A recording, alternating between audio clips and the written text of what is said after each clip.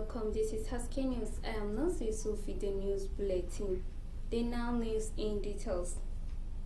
President Bola Tinubu has returned to Abuja after participating in the Akaba process, head of state and government level meeting held in Rome, Italy. Haske TV correspondent completes the report.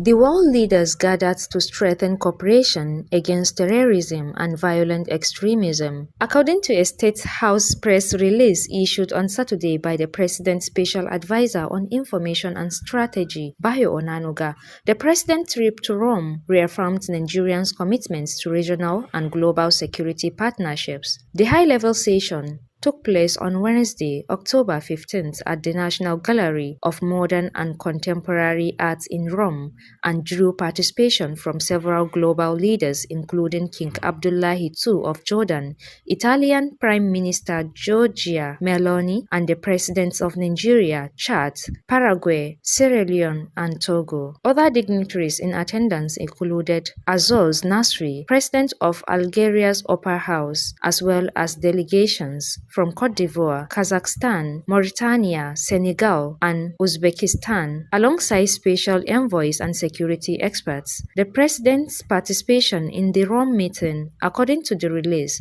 aligned with his administration's broader security diplomacy agenda and Nigeria's active role in international peace and counter-terrorism collaborations. Farida Sanusi Abubakar, Haske News. In our next report, the Minister of the Federal Capital Territory, Nyesom Wike, has commended President Bola Tinubu for what he described as setting Nigeria on a path of sustainable development. Rachel Lang's report. Speaking on Friday during the inauguration of the construction of Collector Road Co-1 in the Institution and Research District of Abuja, Minister Waki President Tinubu's commitment to long-term national progress. The newly inaugurated road will connect the body of Benja's complex with the Nell and Benz University area, key educational and legal institution within the city. Minister Waki emphasized that while challenges persist, no leader can completely solve all of a country's problems within a single term. He assured residents that his administration remains committed to delivering impactful projects within available resources and time. The project is part of a broader effort by the FCT administration to improve infrastructure and enhance mobility across the capital. The minister reiterated that his office will continue to prioritize development projects at meeting the immediate needs of citizens. Rachel Langs, Haske News. The Minister of Defense Mohammed Badaro has inspected the ongoing production of Nigerian Air Force aircraft and helicopters at the Leonardo SPA defense manufacturing facilities in northern Italy. The report.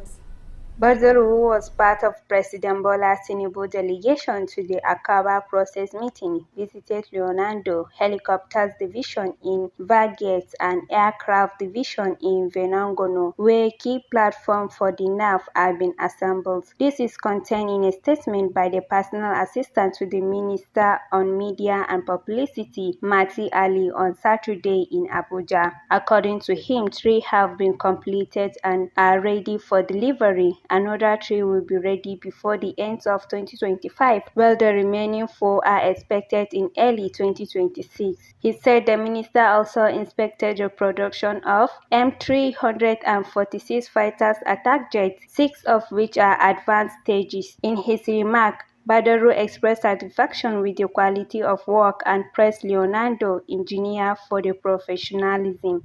Nancy Yusuf, Haske News. The Senate committee has expressed deep concern over the federal government failure to honor its agreements with the Academic Staff Union of University, ASU, describing the situation as unacceptable. Abdulaziz Inwa completes the report. The chairman of the Senate Committee on Tertiary Institutions and TED Fund, Senator Aliud Anduze, made the disclosure after a closed-door session with the leadership of ASU. This followed the ongoing 2-week warning strike resulting from long-standing issues that dated as far back as 2011. He further noted that the Senate would immediately initiate a negotiation process involving key stakeholders, including ASU, the Ministry of Education, and the National Universities Commission, to chart a path toward a permanent resolution of the crisis. To address the controversial issues surrounding the University of Abuja land, Senator Andus confirmed that the Senate would also engage with the Minister of the FCT, Nyesom Wike, find an amicable solution. The committee further urged ASU to formally submit a comprehensive list of their demands in writing to allow the Senate to assess both immediate and long-term legislative and policy measures needed to address the challenges plaguing the sector. Abdulaziz Muhammad Inwa, Haske News. The United States has denied allegation of an ongoing genocide against Christians in Nigeria, insisting terrorism affects both Christian and Muslim. The report. Bolus say terrorist attacks in Nigeria cut across religion and ethnicity, stressing that Boko Haram and ISIS have killed more Muslims than Christians. Bolus commended President Tinubu's administration for improving security and urged Nigerians to avoid framing violent conflicts as religious crises. The United States Special Envoy for Arab and African Affairs, Masad Bolus, has dismissed allegations of an ongoing genocide against Christians in Nigeria. The U.S. further insisted that terrorism in the country has affected both Christians and Muslims. The U.S. says terrorist attacks in Nigeria cut across religion and ethnicity, noting that Boko Haram and ISIS kill more Muslims than Christians. Bolus, who served as a senior advisor to U.S. President Donald Trump, made the clarification during a visit to President Bola Ahmed Tinubu at the State House, Abuja, on Friday, October 17. American lawmakers urging the U.S. government to list Nigeria as a country of particular concern over alleged persecution of Christians. Abdulaziz Muhammad Inwa, Haske News. U.S. envoy Masad Bolus said terrorist attack in Nigeria cut across religion and ethnicity, stressing that Boko Haram and ISIS have killed more Muslims than Christians. Bolus commended President Tinubu's administration for improving security and urged Nigerians to avoid framing violent conflicts as religion crises. The United States Special Envoy for Arab and African Affairs, Masad Bolus, has dismissed allegations of an ongoing genocide against Christians in Nigeria. The U.S. further insisted that terrorism in the country has affected both Christians and Muslims. The U.S. says terrorist attacks in Nigeria cut across religion and ethnicity, noting that Boko Haram and ISIS kill more Muslims than Christians.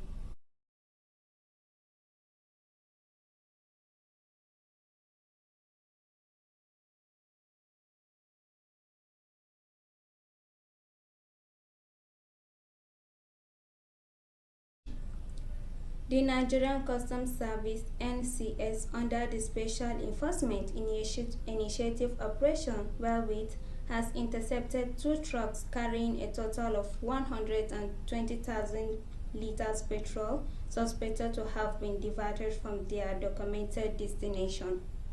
According to the coordinator of Operation Wellwith for Zone B, Kola Olawule, the trucks, each loaded with 60,000 liters of petrol, were intercepted along the Sokoto-Ilela road on October 4th.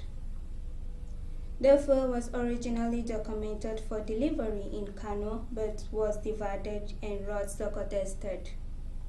Speaking to journalists in Sokoto on Friday, Olawale revealed that the drivers of the truck escaped the scene when operatives attempted to apprehend them.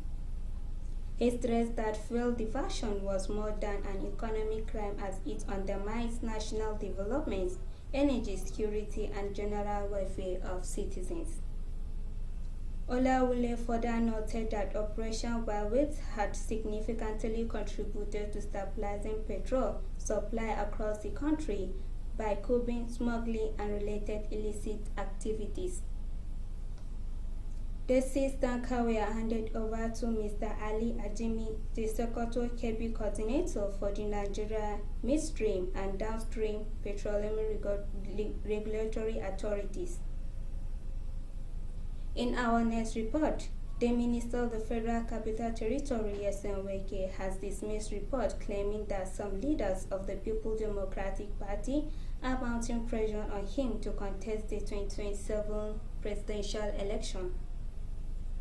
In a statement issued on Saturday, Wike's senior special assistant on public communication and social media, Lire Olayinka, the report circulated by an online platform was failed attempt to drag Wike into unnecessary controversy. Clarifying the report of a sports PDP, Olayinka explained that the only meeting held on August 20, 2025 was one involving PDP stakeholders from the southern part of the country. He stressed that Wike remained committed to President Tinubu's